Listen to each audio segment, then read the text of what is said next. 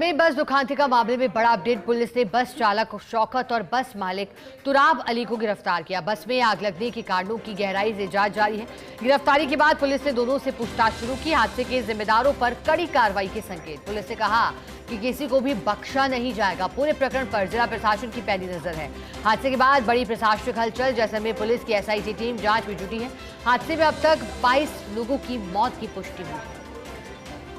और देखिए, ये कहा गया है कि किसी को बख्शा नहीं जाएगा, क्योंकि लापरवाही की बात जब सामने आई, ऐसे में जैसलमेर दुखांतिका, जो कि मंगलवार का दिन एक काले दिन के रूप में देखा गया, जब 22 लोगों की मौत की खबर। जैसलमेर पुलिस की SIT टीम जांच में जुटी। अब तक 22 की जांच चली गई है। ज्यादा जानकारी के लिए सहयोगी सूर्यवीर का रुख करेंगे। सूर्यवीर, एक बड़ा अपडेट आया है। बस चालक और बस मालिक को गिरफ्तार कर लिया, क्योंकि दोनों की ही लापरवाही जिसके चलते कई लोगों की जान गई। अब बताइएगा, मामले में पूछताछ के बाद क्या जानकारी, कैसे आग लगने के कारण अब सामने आ रहे हैं धीरे धीरे, और इनकी कितनी बड़ी गलती सामने आई?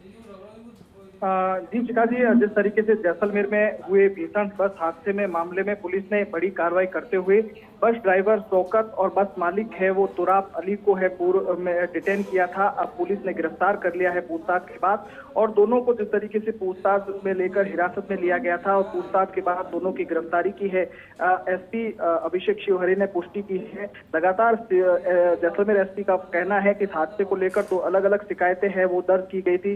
एक मृतक राजेंद्र सिंह चौहान के भाई चंदन सिंह की ओर से और दूसरी मृतक गोपीलाल दर्जी के भाई जगदीश द्वारा दी गई थी। और इन शिकायतों के आधार पर मुकदमा दर्ज ने कार्रवाई को आगे बढ़ाया है, क्योंकि लगातार जिस तरीके से SIT टीम का गठन किया गया था और टीम ने जिसमें ASP कैलाशदान जुटावर, डिप्टी रूप सिंह इंदा, नाचना SHO पुट्टाराम और सदर थाना SHO सुरजाराम और ASI राजेंद्र कुमार है वो शामिल है। वो लगातार मामले की जांच कर रहे हैं।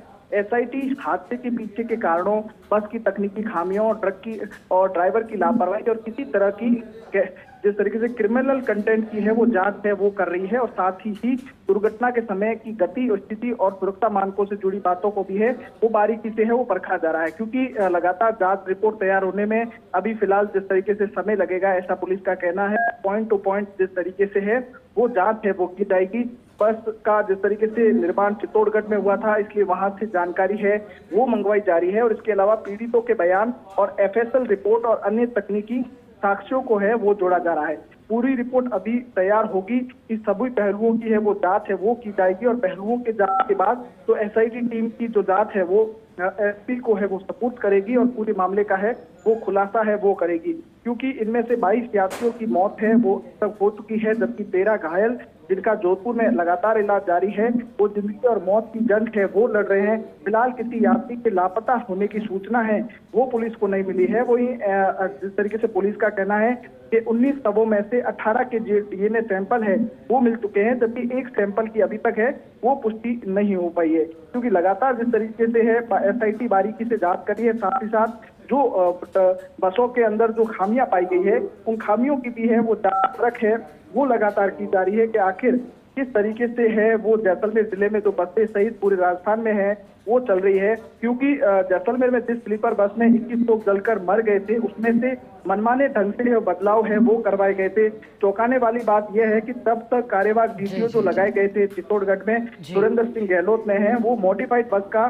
साधारण बस में जो रजिस्ट्रेशन है वो जारी किया था। और बिल्कुल सूर्यवीर, बाकी की बातें आगे की जांच के बाद और अधिक स्पष्ट रूप से साफ होगी। शुक्रिया आपका सूर्यवीर, साथ जुड़ने के लिए, जानकारी के लिए।